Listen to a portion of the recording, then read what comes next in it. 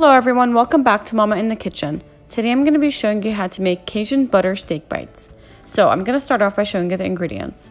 First, you're going to need 6 garlic cloves that are minced, and then you're going to need about half a teaspoon of dry oregano, 3/4 of a teaspoon of dry thyme. You're going to need 1 1/4 teaspoons of salt, 1/4 teaspoon of black pepper, 1 tablespoon of paprika, 1 teaspoon of onion powder, 1 teaspoon of chili powder, and about half a teaspoon of brown sugar.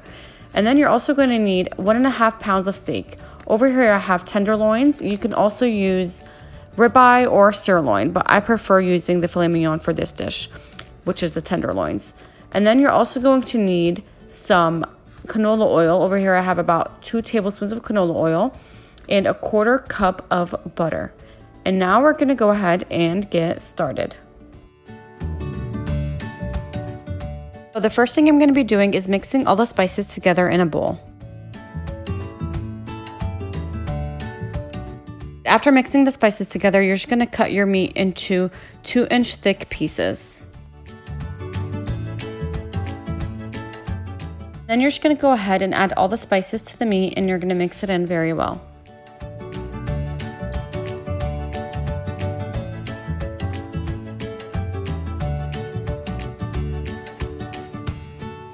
I went ahead and preheated the oil. Over here I have 2 tablespoons of canola oil, and I'm going to be cooking the steak for 2 minutes on each side.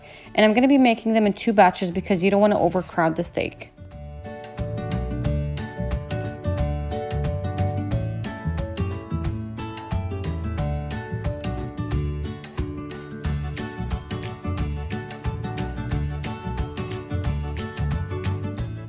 So after 2 minutes, you're just going to go ahead and flip them over on the other side to cook for another 2 minutes.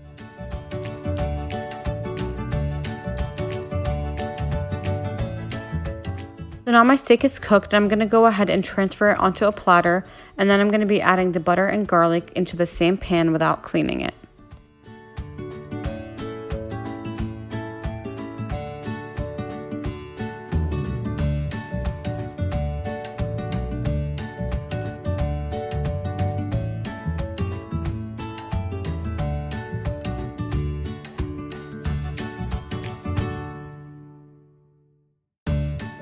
And after about a minute of mixing the garlic and butter together, you're going to go ahead and put the steak bites back into the pan with the garlic and butter, and you're going to toss them around for about a few minutes until they're completely coated. And at this point, you can turn the heat off. You don't have to have the heat on when you're tossing them in the butter.